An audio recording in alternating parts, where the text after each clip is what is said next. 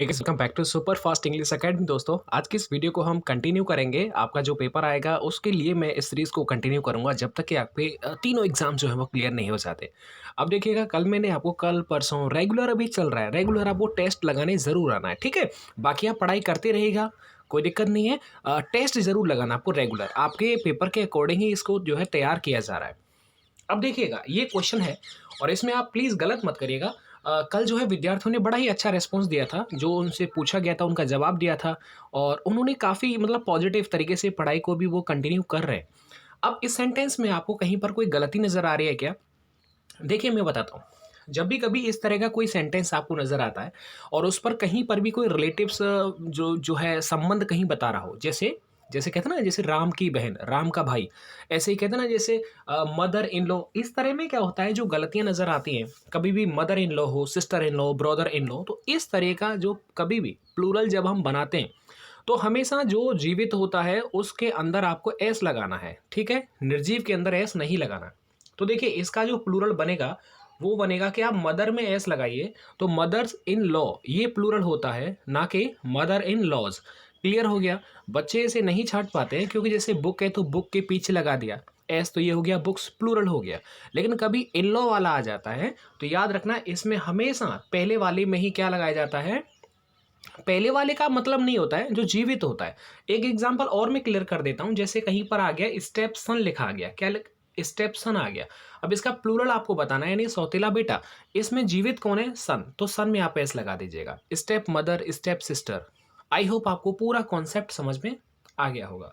इसके बाद ये मैं तीसरा बढ़ जाता हूँ। काफ़ी अच्छे क्वेश्चन मैंने इसमें लिए, इडियम्स एंड फ्रेजेस एकदम मस्त वाले, जो आप कह रहे थे ना कल, सर इडियम्स को भी थोड़ा जगह दीजिएगा, वन वर्ड को भी जगह दीजिएगा, स्पेलिंग्स को भी, सबको मैंने ध्यान में रखा है। सीरीज चलेगी, पेपर तक बहुत कुछ सीख जाओगे। इस सेंटेंस में आपने अगर पढ़ा हो तो इसमें क्या आप गलती को छांट सकते हैं? देखो, पहले एक एक जो है सेगमेंट पढ़िएगा। Today people is ignorant of the things that are happening around them. ये सेंटेंस है और बहुत अच्छा है। मुझे जब मैंने देखा समझ में आ गया था एक ही बार में इसमें गलती क्या है। गलती जो है वो दोस्त पहले वाले पार्ट में है गलती। अब इसमें गलती क्या है, देखिएगा। आपको पता है जो पीपल होता है, पीपल एक कलेक्टिव नाउन होता है, और जो कलेक्टिव नाउन होता है उसका प्लूरल नहीं बना सकते। तो ऐसे में ये जो पीपल होता है वो ऑलरेडी क्या होता है, प्लूरल के ही फॉर्म में होता है। जब प्लूरल की फॉर्म में होता है तो इसके साथ ये जो वर्ब आ रही है वो भी प्लूरल ही आएगी, तो इसलिए इज की जगह पर क्या आ जाएगा, आर आ जाएगा। पीपल हो या फिर जैसे बॉयज लिखा हो, गर्ल्स लिखा हो, तो इस तरीके के तो हम पहचान लेते हैं। लेकिन अगर पीपल आए तो आपको प्लूरल है ना, पीपल माने लोग हो गया, बहुत सारे लोग हो गया, ये आपको समझना है। बाकी ये और इसमें कोई भी गलती नहीं है, आप पढ़ते रहिएगा, समझते रहिएगा। इसके बाद एक और मैं बिल्कुल पॉइंट टू पॉइंट बात करूंगा, आज नहीं, आपका पेपर होगा तब तक पूरा, क्योंकि वीडियो आराम से आप बहुत कुछ समझ जाएंगे छोटी सी वीडियो में। इसके बाद एक और क्वेश्चन मैंने यहां पर ले लिया है। I was surprised when the hostess smiled as if she saw me before. इस तरह का जो सेंटेंस होता है, इसमें आपको एक चीज याद रखनी है, इसमें बस एक ही मंत्र है और वो है पहचानने का तरीका। ये है कीवर्ड है ना, एज इफ। क्या है? ये है एज इफ। तो एज इफ में क्या होता है, एक रूल होता है एज इफ में, कि एज इफ से जो पहले वाला सेंटेंस चलेगा वो आएगा पास्ट इंडेफिनिट में, और एज इफ के बाद जो सेंटेंस चलेगा वो पास्ट परफेक्ट में चलेगा। ये रूल है, आपको याद करना है, मैंने भी याद किया। इसलिए एज इफ के बाद ये जो टेंस चलेगा वो पास्ट परफेक्ट चलेगा, इसलिए यहां पर आ जाएगा हेड थर्ड फॉर्म, तो 100 का क्या हो जाएगा, सीन हो जाएगा। इसमें कोई डाउट किसी को नहीं? नोट करते जाइएगा कि सर ने क्या बोला, कि एज इफ के पहले पास्ट इंडेफिनिट चलता है और एज इफ के बाद पास्ट परफेक्ट चलता है। बस याद ही करना है आपको, इसमें और कोई गलती नहीं है। क्योंकि ये देखो, ये वाला जो ये पैसे बनाया है, एक्चुअल में आई वॉज सरप्राइज मैंने कल बताया था, वॉज वर एजारएम के बाद अगर थर्ड फॉर्म आए मतलब ये पैसे बनाया। और किसका बनाया है ये पैसे? ये पास्ट इंडेफिनिट का बनाया है। वही तो मैंने बोला था कि एज इफ के पहले पास्ट इंडेफिनिट आता है। ये उसने अगर पैसे बना रखा है तो एक्टिव का ही तो पैसे बना होगा, तो एक्टिव भी तो पास्ट इंडेफिनिट में ही है, इसलिए आगे बढ़ जाएगा। तो ये इसमें गलती मत करेगा। एक पिछली बार एयरफोर्स में पूछा गया ये जो है कॉन्सेप्ट, और हर वीडियो में मिल जाएगा ये मेरी आपको। Each one of his sisters were hard working. ये कॉन्सेप्ट बहुत अच्छा है, इसमें गलती नहीं करना है आपको। 15 क्वेश्चन इस वीडियो के अंदर जल्दी खत्म कर दूंगा, समझ में भी आएगा आपको। अब एक चीज इसमें समझना आपको कि कभी भी ईच वन आ जाए, ईच वन, ठीक है, कभी भी ईच वन आ गया तो इसका मतलब ये सिंगुलर है, और इसके साथ ऑफ ये जो चलता है ना, ये प्लूरल आता है। तो याद आपको ये रखना है, ये क्या होता है, ये सिंगुलर। तो इसमें जो वर्ब होती है वो पहले वाले के अकॉर्डिंग यहाँ पर आती है, यानी कि कभी भी each one of his sisters इस तरह से कहीं लिखा हो तो ईच वन मतलब वन सिंगुलर, तो सिंगुलर के अकॉर्डिंग यहाँ पर वर्ब आएगा, इसीलिए यहाँ पर वॉज आ जाएगा। एकदम क्लियर है। Each of, either of, neither of, इसमें ऑफ के बाद जो ये जुड़ता है ये प्लूरल जुड़ता है, लेकिन क्योंकि ईच ऑफ, आइदर ऑफ और नाइदर ऑफ ये सिंगुलर होते हैं, इसलिए वर्ब सिंगुलर आती है। तो ये आपको कभी भी गलत नहीं करना है। चलो मैं एक तरीका और बताता हूं इस कॉन्सेप्ट को क्लियर करने का। ये देखिए, ये वर्ब है ना, इस वर्ब से ये जो पहले वाला पार्ट है सब्जेक्ट का ही पार्ट है, और सब्जेक्ट के पार्ट में अगर कभी भी कहीं बीच में कोई प्रेपोजिशन आ जाए तो याद रखना उस प्रीपोजिशन से जो पहले वाला होता है ना, इस पर डिपेंड करती है ये वाली वर्ब। तो आप जाए इस रूल से इसे आप याद कर लेना, गलत मत करना बस, ठीक है।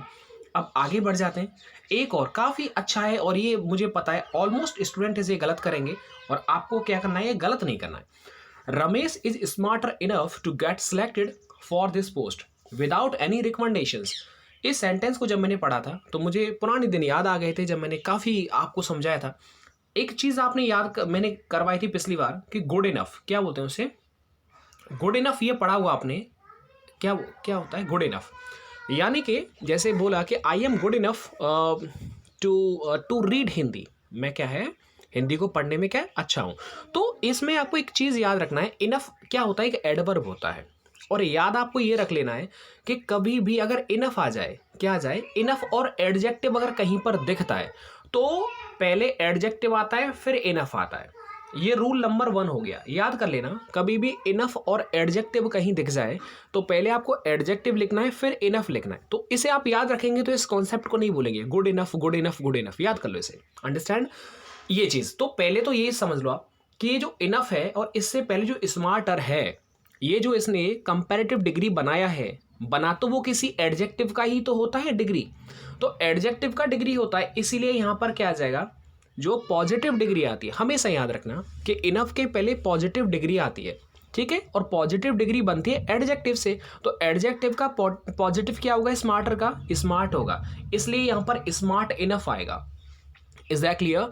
लेकिन सर अगर इनफ और नाउन आ जाए तो हम क्या करेंगे, तो ये एकदम उल्टा हो जाता है। कभी भी अगर आपको कहीं पर भी, ये दो ही बस ध्यान से पढ़ लो, इनफ आ जाए और उसके बाद नाउन आ रहा है, जैसे आई हैव इनफ बुक्स, मेरे पास पर्याप्त क्या है, किताबें हैं। तो अब देखो इनफ और ये नाउन हो गया, तो नाउन हमेशा बाद में आएगा और एडजेक्टिव क्या आता है, इससे पहले आता है। अब इसे सर थोड़ा सा और याद करा दीजिए, आपका भला हो जाएगा।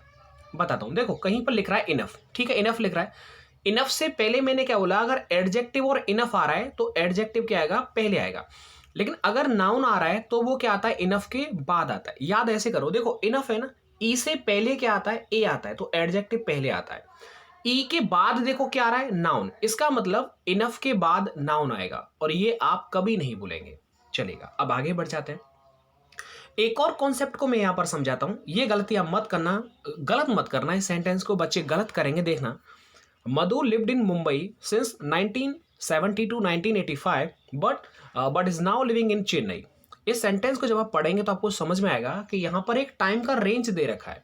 क्या दे रखा है कि मधु जो है मुंबई में रहती थी, कब से, 1970 से 1985 तक। तो जब भी कभी कोई टाइम रेंज दे रखा हो तो वहां पर याद रखना, पहले वाला जो ये टाइम होता है उससे पहले हमेशा फ्रॉम लगाते हैं। क्या लगाते हैं, फ्रॉम लगाते हैं। और जो दूसरा वाला टाइम रेंज होता है उस तक, तो उसके लिए हम टू लगाते हैं। तो दूसरा वाला टू तो एकदम सही है। तो यहां पर क्या आ जाएगा, फ्रॉम 1970 टू 1985, ये टाइम रेंज है। तो टाइम रेंज में हमेशा मतलब जैसे 2005 से लेकर के 2010 तक मैं दिल्ली में रहा था, तो ऐसे में याद रखना फ्रॉम टू का इस्तेमाल करते हैं, इसमें आप गलत मत कर देना। एक और कॉन्सेप्ट बनता है, याद रखना, फ्रॉम के साथ टू का जोड़ा चलता है, बिटवीन के साथ एंड का जोड़ा चलता है, बोथ के साथ एंड का जोड़ा चलता है, आइदर और, नाइदर, नॉर, ये आप नॉट ओनली बट आल्सो, ये जोड़े हैं जो एक साथ आते हैं। बाकी तो ठीक है, कोई इसमें प्रॉब्लम नहीं है, ओके, क्योंकि देखो नाउ आ गया इसलिए प्रेजेंट कंटिन्यूअस आ गया। अब आपके सामने एक और आ गया, मिस्टर गौरव शर्मा, हमारा गौरव कुमार गौरव सर जी आ गए हमारे। अब ये देखिएगा, mister Gaurav Sharma is coming to dinner, यानी कि जो गौरव शर्मा हैं वो क्या डिनर के लिए आ रहे हैं। तो देखो एक याद रखना कि जब भी हम कभी किसी को डिनर के लिए बुलाते हैं तो कोई पर्पज़ होता है ना, कि वैसे ही आ जाओ और खा जाओ, ऐसे नहीं होता है। कुछ तो पर्पज़ होगा ना डिनर पर बुलाने का, बातचीत करने का। हो सकता है कोई मीटिंग हो, कोई सुझाव हो, उस पर कोई डिस्कशन चल रहा हो। अपना बॉस अपने कर्मचारियों को बुलाता है, तो फाइनली मेरा मतलब होता है कि डिनर पर बुलाना मतलब एक पर्पज़ के लिए। तो पर्पज़ के लिए यहाँ पर टू नहीं, यहाँ पर पर्पज़ के लिए हमें ऐसा याद रखना फॉर लगाते हैं। Mister Gaurav Sharma is coming for dinner, ठीक है, यानी मिस्टर गौरव शर्मा जो है डिनर के लिए जो है आ रहे हैं। तो ऐसे में याद रखना पर्पस के लिए हम यहाँ पर फॉर लगाएंगे, याद हो जाएगा। इसे आप गलत मत करना, बिल्कुल गलत मत करना। और जब मेरे दोस्त अगर आप इनको फाइंड करना सीख गए, मैं लिखित भी देता हूं, आपका पूरा इंग्लिश ग्रामर पर आपकी पकड़ हो जाएगी। क्योंकि देखो पूरे इसको वही बंदा सही कर सकता है जिसके हर कॉन्सेप्ट मजबूत होंगे। पूरा इंग्लिश ग्रामर जिसको आता होगा वही एकदम सही कर सकता है इसको। अब एक चीज समझिएगा कि you have been working very hard for the past 2 years, isn't it. ये क्वेश्चन टैग का बना हुआ है और इसमें आपको बताना है किस पार्ट के अंदर एरर है और क्यों है। समझाता हूं मैं आपको। एक चीज मैंने आपको कल खूब बताया था कि कभी भी जब क्वेश्चन टैग अगर लास्ट में आपको दिख जाए, पहचान ये होती है कि हेल्पिंग वर्ब, इसमें साथ में कभी नोट लगा होता है, लास्ट में क्वेश्चन मार्क भी दिया होता है, ठीक है, ये इसकी पहचान होती है। होता यह है कि अगर ये सेंटेंस आपका सिंपल है तो ये लास्ट वाला जो है वो नेगेटिव बनेगा, यानी कि ये नोट आधा आपको दिखेगा। एक और चीज याद रखना, अगर ये पॉजिटिव है तो ये नेगेटिव, अगर ये नेगेटिव है तो ये पॉजिटिव। फिलहाल में ये सेंटेंस जो है आगे वाला ये पॉजिटिव है, लेकिन याद रखना जो क्वेश्चन टैग बनता है उसमें जो वर्ब आती है वो वह वाली वर्ब आती है जो आगे आने वाले सेंटेंस में इस्तेमाल हुई है। तो इसलिए मैं ये कह सकता हूं यहां पर तो नहीं, यहां पर आ जाएगा, यहां पर हैव है ना, तो ये हो जाएगा हैवंट यू। क्या हो जाएगा? Haven't you. ये इसका एकदम सही हो जाएगा। यानी कि देखो हैव का मैंने हैवंट बना दिया क्योंकि पॉजिटिव का मैंने नेगेटिव बना दिया, और ये जो सबसे पहले जो प्रोनाउन होता है वो आपको यहां लिखना होता है। अच्छा, इसमें एक और गलती कर देते हैं बच्चे। यहां पर अगर यू की जगह राम होता तो आपको लास्ट में प्रोनाउन इस्तेमाल करना होता, ना कि राम, तो ही कर देंगे। एक से ज्यादा है तो दे कर देंगे। तो हमेशा याद रखना क्वेश्चन टैग के लास्ट में क्या आता है? प्रोनाउन आता है। ये आप गलती मत करिएगा। इसके बाद एक और सवाल है और ये सवाल काफी अच्छा है, इसे गलत मत करना। क्वेश्चन 15 है, टेंशन मत लेना, काफी अच्छा लिया है ताकि ज्यादा समझ में आए। इस सेंटेंस के अंदर बहुत अच्छी चीज आपको सीखने को मिलेगी। आई शैल गो बाय द 3 o'clock ट्रेन, यानी कि वो कह रहा है कि भाई मैं 3 बजे तक की जो वो ट्रेन है ना 3 बजे वाली, उससे मैं जाऊंगा। इस सेंटेंस में जो टाइम यहां पर दिखा है आपको मैं बता दूं, इस वाले में ही गलती है, और गलती शायद आपने ना पढ़ी हो इसलिए मैं आपको बता रहा हूं। एक टाइम यहां पर लिखा है 3 o'clock, आप ऐसे तो लिखते हो, ये लिखते हो ना, और इसके बाद यहां पर ट्रेन शब्द दे रखा है। तो पहले तो मैं आपको याद ही करा दूं कि कभी भी अगर ओ क्लॉक वाला अगर ये आ जाए, टाइम अगर कभी आ जाए, क्योंकि इसमें ऑलरेडी एपस्ट्रॉफी एस लगा है, ऐसे आप इसे भले ही याद कर लेना कि एपस्ट्रॉफी जब ऑलरेडी लगा है तो इसके बाद अगर कोई दूसरा नाउन आएगा तो हमें जोड़ने के लिए उसे यहां पर कोई भी एपस्ट्रॉफी एस नहीं लगाना है। क्लियर है? ये तो आपको याद ही करना है भाई। यानी ओ क्लॉक कहीं पर आ जाए और उसके बाद अगर आपको नाउन जोड़ना है, क्योंकि देखो ये भी एक नाउन है और ये भी एक नाउन है। रूल ये होता है कि दो नाउन को अगर आप जोड़ रहे हैं, कनेक्ट कर रहे हैं, तो एपस्ट्रॉफी एस लगाते हैं या फिर ऑफ लगाते हैं। यही रूल होता है ना। जैसे मैंने बोला कि राम्स, मतलब मैंने बोला राम्स वाइफ, राम की वाइफ। अब ये देखो राम भी एक नाउन है, वाइफ भी एक नाउन है, इन दोनों को जोड़ा एपस्ट्रॉफी एफ से। वैसे ही तो मैं बोल रहा हूं सर, यानी कि दो नाउन अगर कहीं पर आ रहे हैं तो ऐसे में एक चीज तो ये क्लियर हो जाती है कि उनको एपस्ट्रॉफी एस से जोड़ा जाता है, लेकिन ओ क्लॉक वाले में जो नाउन आएगा क्लॉक के बाद वो कभी भी एपस्ट्रॉफी एस से नहीं जोड़ा जाएगा। इसलिए ये मैं कह सकता हूं कि ये जो एपस्ट्रॉफी एस है ये हट जाएगा और फिलहाल में आपका सी वाले पार्ट में एरर हो जाएगा। इसके बाद ये देखो एक स्पेल्ट वाला है, कल भी मैंने करवाया था, टाइम मिलेगा तो मैं कल दोनों वीडियोस का रिवीजन करवा दूंगा। अब वैक्यूम की स्पेलिंग आपको, चलो ये मैं आपके लिए छोड़ देता हूं। वैक्यूम मतलब कहते हैं ना, वैक्यूम क्लीनर होता है, वैक्यूम मतलब खाली निर्वात जगह जो होती है उसको बोलते हैं। तो इन चारों में से ध्यान से, ये आपके लिए मैं छोड़ता हूं, आप सबकी जिम्मेदारी है, आप सभी को कमेंट करके इसका एग्जैक्ट मीनिंग बता देना है, ठीक है? ये आपकी जिम्मेदारी, इतना तो आप कर सकते हो। Take the bull by the horns, इसका मतलब ही होता है कि किसी भी चुनौती को कहना साहस पूर्वक उसका जो है फेस करना, मुकाबला करना। तो साहस पूर्वक, इसमें साहस कौन सा वर्ड है? देखो करेजियस, मतलब ग्रैपल द सिचुएशन, हैंडल करना, करेजियस। तो यहां पर जो सेकंड वाला है वो एकदम सही हो जाएगा। इसके बाद एक और है, मतलब जो है लूज फेयर, लूज जो फेस है, मतलब फेस को क्या लूज कर लिया, ढीला ढीला कर लिया। एक चीज़ समझिएगा, यहाँ पर क्या हो जाएगा, इसका मतलब फेस अगर आपका नीचे मतलब ना आपका जो चेहरा एकदम उदास हो गया, क्या हो गया, उदास हो गया, एम्बेरेस्ड हो गया ना, शर्मिंदा हो गया, तो बिकम एम्बेरेस्ड, ये वाला ए वाला एकदम सही है इसका। इसके बाद देखिएगा, build Castle's in the air, आप हवाई क्ले बनाना, ये आप ना हवा में क्ले बना रहे हो, इसका मतलब क्या हो जाएगा, आप सिर्फ एक ख्वाब देख रहे हो, सपना देख रहे हो, तो इसके अकॉर्डिंग आपका सी वाला एकदम सही हो जाएगा, मतलब ड्रीम सही हो जाएगा। इसके बाद देखिएगा, एक और है जो कि आप सबको मुझे बताना है कि बाइट द डस्ट, यानी कि आप धूल को चाट रहे हो। अब धूल को चाट ना, धूल चटा दूंगा, धूल चटाने का मतलब ही क्या होता है कि सफर अ डिफीट, यानी कि आप क्या है, किसी डिफीट, आप हार गए, है ना, अंडरस्टैंड और नॉट, तो हारने ही को बोलते हैं बाइट द डस्ट, ये हो जाएगा। इसके बाद ये मैंने आंसर की को यहाँ पर इंक्लूड कर दिया है।